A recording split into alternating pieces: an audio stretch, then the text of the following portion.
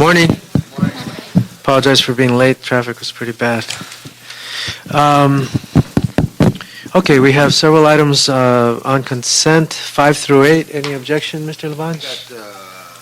I don't think I'll name it 5 through 8, but What do you got? I'm good right there. Let me just see here. Got the paper stuck to my fingers. Looks good to me. Looks good to me. Okay, good. 5 through 8 then will be approved on consent. Item 2 is a commission appointment, but the candidate withdrew their nomination, so we will note and file that item. And we can move forward with the commission appointment, item number 1. Let's see, what do we have? Number 1, communication from the Mayor and Ethics Commission report relative to the appointment of Mr. Stephen Simon to the Commission on Disability for the term ending June 30th, 2017. Stephen is a very familiar face to City Hall, and I welcome you. I had the opportunity to meet with you, and on this matter, met with you on many other matters. So we welcome you back, and I'm sure you're going to provide great leadership on the new commission. So with that, Mr. Labange. No, Stephen is one of those great city employees now on private. What are you doing now privately? Tell us what you're doing privately. I work for a public policy firm in D.C. with an L.A. and New York office, and we work on everything from domestic violence to disability rights to criminal justice reform. Great. Well, it's special to have you be a commissioner, so I certainly support this, Mr. Chair. Yeah, I think after that great speech, we could do no less, and we want to move you directly to City Council and move this commission forward. So, Mr. Labange and I concur that this is an outstanding nomination, and we support the recommendation. That will be the action. Thank you. Do we have any cards at all? No card. We have 1 card on item 4. Okay. Was that a consent item? No, it wasn't. One of the ones. No, it wasn't. That's my item. Okay. Item number 2, is that the appointment that, okay, item number 3. Item number 3, motion Lavange Garcetti relative to creating and naming in honor of Lewis McAdams a dedicated river walk in Sunnybrook Park. Sunnybrook. Is there a representative from Mr. Labange's office here? Yeah, that's right. Oh, okay. Got it right there. Good.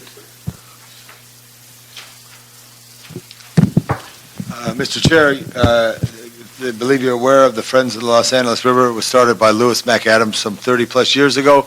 He was in the meeting in 1988 when your former boss, Mayor Bradley, called the first formal meeting in the mayor's press conference room on the river issues. And I was in that meeting as well. And all the work that Lewis has done, I think there should be some recognition. In working with the Los Angeles Board of Recreational Parks Commissioners, their policy is not to name parks, which is appropriately, but they can honor them with a walk. So Mr. Scholl's here, and maybe Mike, if you could tune in. And also, this is a great project that is done on Department of Water Power and Caltrans land over a multi-year lease adjacent to the Los Angeles River, and it's a really testament to the work of our both Bureau of Engineering and Recreational Parks, who was able to make this park a possible. Sunny Nook Park is a pedestrian bridge in Atwater Village to Griffith Park, and it would be very nice to have in the Lewis McAdams River Walk. Thank you, Councilman. Mike Scholl with the Department of Recreation and Parks. And yes, it is a great collaboration, and it's one of our 50 new parks that we're in the process of bringing into the city. We're currently scheduling this item for our commission. It'll first go to our task force commission for their conceptual approval, and then we'll be taking it on to our full commission for the naming of the actual Riverwalk. And as Councilman correctly stated, the current policy is parks are currently not named after living individuals. However, we do name amenities and things like that within parks after people, so we'll be working with the councilman's office to make this. What's the task force commission? It's made up of 2 of our Commissioners. Commissioners. It's just a way of briefing them, much like a council committee like this. Super. Okay, I have no objection and Thank you. concur, Thank you. so that matter is approved. Thank you, Mr. Scholl. Item number 4, Item number 4, motion Alarcon Weston relative to instructing the CLA and CAO with the Assistant Department of Recreation and Parks and the City Attorney, as well as other relevant departments, to report on the process by which the city can create discounts for military veterans and active duty military personnel who patronize city-owned facilities, activities, or events, and their potential fiscal impact. This matter has also been referred to the Budget and Finance Committee. Okay, do we have any staff here? Oh, I snuck up on you. yeah, go ahead. Good morning, council members. Kevin Regan, Assistant General Manager with Recreation and Parks. So I'm really here just to answer any questions you may have. The department will certainly look at this particular idea. Just a couple of things to think about to let you know. One, we don't really know. I don't know the actual fiscal impact because we don't know how what services and activities would be targeted primarily and exactly how many folks would take advantage of it. But it could be a lot, or maybe it wouldn't be too much. The important thing, though, is that, as you know, Recreation and Parks is struggling with the budget cuts, and we do have to continue. We do have revenue targets that we have to meet. So any money that we're not collecting from fee-generated activities is, less money into our operating budget. That's just one aspect. Another aspect to think about is that while active duty military personnel as well as active reserve military personnel carry an ID card, so they're readily able to identify themselves as military personnel, veterans have no such card. And the term veteran also has a number of different connotations. I mean, there's, in all honesty, to achieve true veteran status, you need to have been on active duty in one of the branches of service during certain periods that have been established. Typically, those are periods of conflict where there's been a war. Those veterans are issued, when they get discharged, honorably, a document called a DD-214.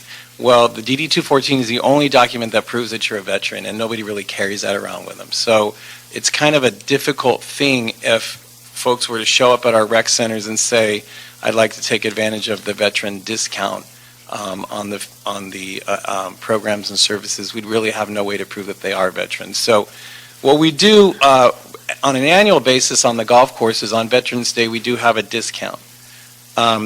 And we don't really ask for it. It's kind of like it's one day a year, and it is something that they do to honor veterans. The last thought is that any changes or modifications to the Commission, Recreation and Parks Commission's rates and fees would take a board action. And that's just all the information I wanted to give you. Mm-hmm. Now, does in terms of the golf, tell me what are some of the economics of it in terms of, is it a consumer-driven economy? In other words, are we running at a loss, or are we gaining revenue from it? So theoretically, if we had more customers, we would do better. Do you mean in terms of the veterans discount, or just in general with golf? Or I'm sorry. As it applies to the veterans benefit, my thinking is that if we give these, that it would increase our competitiveness with other golf courses. We could study that. Since we've only done it this one day a year, it hasn't had a huge impact on revenue. However, I don't think it's been heavily used. It's just something we do to kind of honor. Mostly it's current customers that take advantage of it now. Okay, well, I would like for there to be more of an economic analysis without an assumption that Sure. we would lose revenue. We may gain revenue. If it's the same as the reduction in the business tax, if the theory is that we gain more businesses by reducing the business tax, and it's a very, very strongly held belief these days, particularly on the city council. So I would like a more, I would like, I don't want a full-blown analysis, but I would like to get some kind of indication from some kind of business expert as to how that might impact our revenues, particularly with regard to golf, because that would be the primary target for veterans, I think. But there are other discounts as well. The second thing is, with regard to the ID, the library department is going through period of reviewing an ID that I recommended. And it could be that they could use that card to identify them as a veteran and bring in their, what is it, DD2? The DD2, yeah, like the DD, yeah. DD214, if they Right. brought it in and established and had their little ID or something. And they had the something like library that, card that probably showed work. that they were a veteran. Right. That might be a way to And do it, maybe- rather than set up a separate ID system. And we do And currently, maybe they'll go read the library books too, well, and to tie in with at that, a we discount. to tie in with that, we do currently offer the discount for folks that bring their library card to the pools. So, they get a discounted rate if they have a library card and they show it at the pools. So something like that could work. Okay.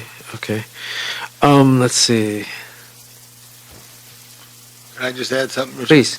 Just like to ask the CLA to look in the National League of Cities and also look at the national organization that represent veterans, also the Los Angeles County Veterans Association was a commission, to see if there's anything group-wise that we could do. I would rather say, so we pick national holidays, federal holidays, I would just focus on that to say if they come with someone, it's like a 2-for-1. The veteran gets in free, or whatever the case may be, just to encourage participation, but whatever. But if the CLA could look at the National League of Cities and the National Organizations for Veterans, and then I would rather, instead of having every day, or whatever, even though we salute veterans every day, but special on holidays, I think it then helps those holidays get focused on why we have Veterans Day and why we have Memorial Day. All right. Okay, I believe revenues are down in our golf courses. No, actually, revenue is up. Is that more participation or just higher rates? Well, it's related primarily to the fee increase. So in terms of the numbers of people playing golf, is that up or down? The numbers of rounds were down, and then they came back up and are kind of holding steady. So Okay. we saw initially, about 2 years ago, after our initial significant rate fee Mhm. increase, we did see rounds go down, but now rounds have kind of trailed back up and they're holding. But they're not exactly what they were, say, 5 years ago. But with the fee increase, the revenue is actually increased. So Okay. And while I respect the issues relative to the economics of it and the revenues and all that, I don't want to lose sight of the primary purpose, and that is to recognize LA's tremendous contribution of veterans who have fought. Now, I'm not with you on this active. What did you say? What is a veteran? That you're a veteran only went during a war or something? I don't agree with you on that. That wasn't what my motion said. I think a veteran is a veteran. We need them whether there is an event or not. So that's not, I want to make it clear, I want the analysis to look at veterans as anybody who has completed military service with an honorable discharge. okay, so yeah, that's what needs to be defined. Right. Okay. So. Okay, well, thank you. I would ask that I would ask the Recreation and Parks to take the lead, but please do check with other departments in cooperation with the CAO. And if you could report back in is 30 days too short? To probably. It's just that I'm a termed out city councilman and I Right. want stuff to happen. Well, we can come back in 30 days. We can look at the financial. Okay. I think first what we'll do is we'll just analyze, the definition of a veteran and get that formalized, and then look at the finances and try to come back with some ideas. So it's not just like everything, but it's maybe targeted, like you said, at golf or some other special facilities or things like that. Okay, great. We can come back in 30 days with that initial. Okay, on it. okay, that's fine. Thank you. Okay. That will be the order, without objection from Mr. Labange. Thank you. We were on, let's see, is there anything else? Item 9. Oh, I'm sorry, we had a card on that item. Mr. Kessler?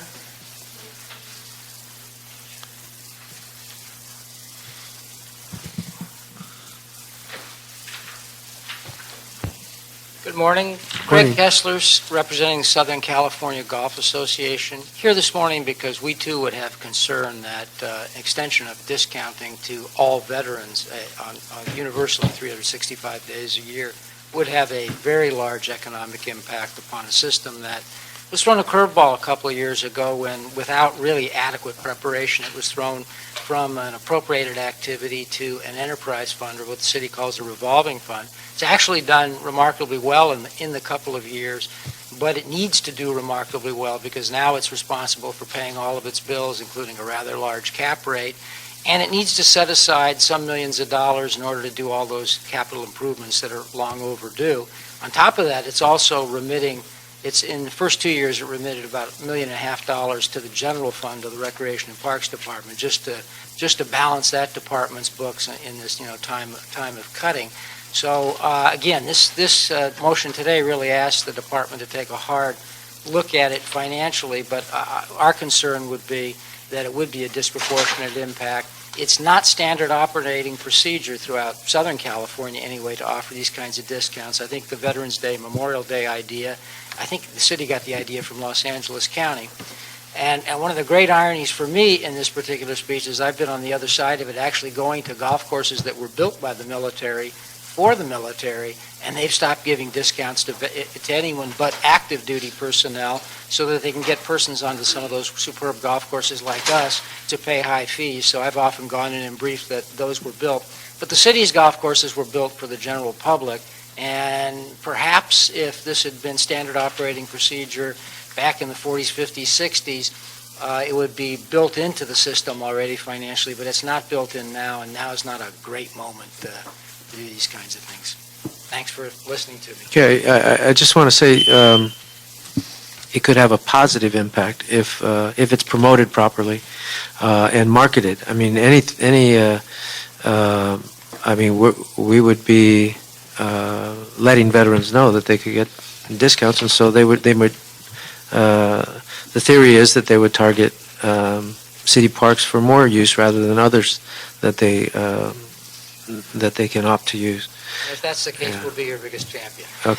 Okay, great, thank you. Just ask Craig something. What is you're Southern California, Yeah. so you're concerned with not just LA golf courses, but the region. Does anybody do like this, Long Beach, San Gabriel Valley, or? No, none of the major systems. San Diego, which is a military town, doesn't do it. Long Beach does not do it. Los Angeles County does not do Thank you. it. Now, there could be a small place that I'm not aware of that does it, yes. You play golf? Yes. How many holes in one in your whole life? Only one. Only one, okay, that's all right, okay. I don't play golf, I just wanted to know, it's for the record. Mr. Clerk, more note that, the head of it only has got one hole in one. I got one at a miniature golf. Miniature golf, good job. Thank you. Okay, then that will be the order. Thank you very much. Item number 9. Item 9, motion Lavange Garcetti relative to instructing the Bureau of Sanitation report within 60 days on the current status and funding necessary for full closure of the Toyon Canyon landfill. This has also been referred to the Energy and Environment Committee. Additional note, after having posted the agenda, the Department of Bureau of Sanitation has released a report, and I have copies for you.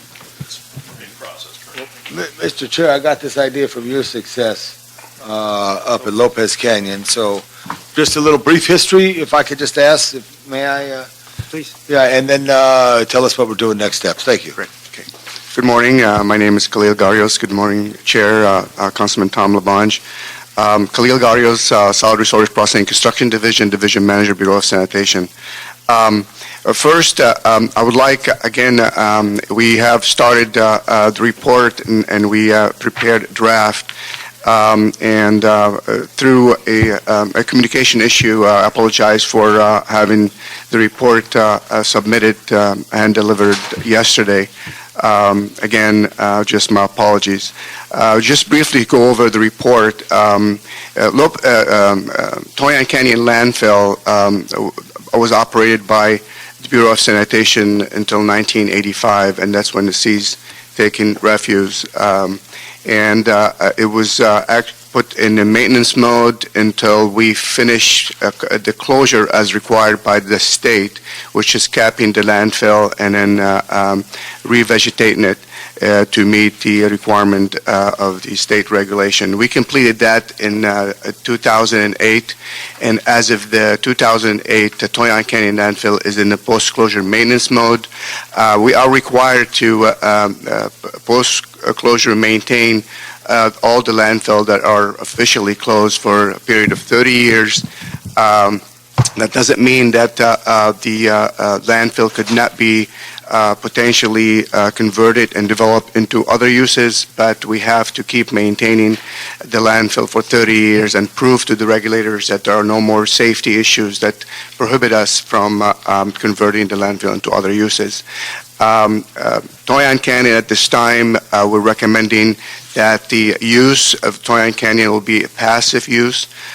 Mainly what we're recommending and currently working on is developing a equestrian trail that goes across the landfill that is controlled by split rail fencing, and a two-location will provide small picnic areas, what we call them rest areas, for the horses and the riders, and also could be used by hikers potentially if they want to hike through the same trail and then use those picnic areas for rest, and if they want to have just a picnic. There's a nice lookout for the areas where we're going to be establishing those picnic areas. And thank you, sir, for that. And Mr. Chair, Mike Scholl's here. Mike, you want to comment on this? Because it's the general manager planning and all other good things that you do for the department. Your view? Yeah, I think that's consistent with what we've heard. We haven't had any specific meetings with the community, specifically about the landfill, but it has come up, in numerous conversations. So I think what's being represented is consistent with. But I think once it becomes that point where we start actually planning that, I think meetings with your office as well as your constituents. Well, the resource board's going to have a meeting in February or March or something. Yeah, I don't Go through all know. that stuff. And one thing they do want to do is they want to daylight the mineral wells. You have a maintenance problem, so you concrete at the creek, and they want to daylight the creek, so you have to make that decision whether it's good or bad. That's one issue that I know downstream.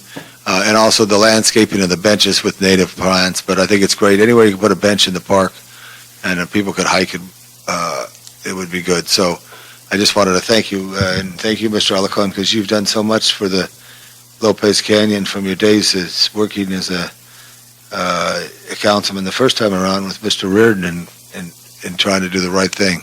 So, okay, I'm good. I wanted to ask a couple questions. How much money is generated from the recapturing of the gas?